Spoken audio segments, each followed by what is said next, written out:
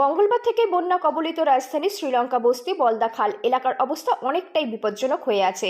মানুষকে উদ্ধার করে নিয়ে আসা হয়েছে অস্থায়ী শিবিরে। বুধবার দুপুর পর্যন্ত লাগাতার বৃষ্টিতে পরিস্থিতি আরও বেশি ভয়াবহ হয়ে দাঁড়িয়েছে।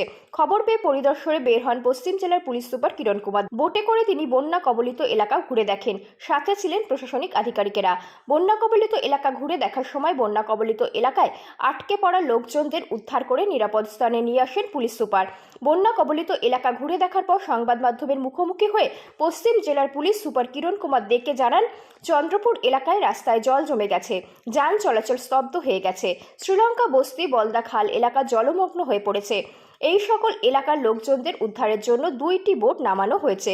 পশ্চিম জেলার বিভিন্ন স্থানে জল জমে গেছে। দুর্যোগ মোকাবিলা দলের পাশাপাশি এনডিআরএফ, আসাম রাইফেল উদ্ধার কাজ চালিয়ে যাচ্ছে।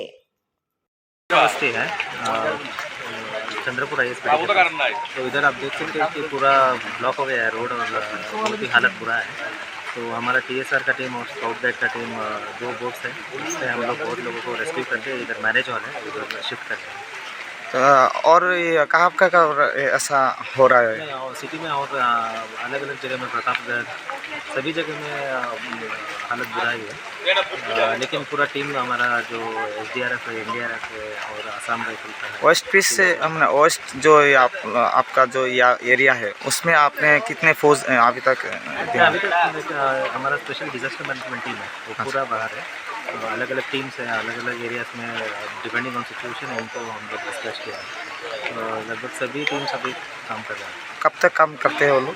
तब तक 24 आवर्स है, जब तक ये डिजास्टर ऐसा कंप्लीट नहीं होगा हम लोग मैक्सिमम एफर्ट करके सबको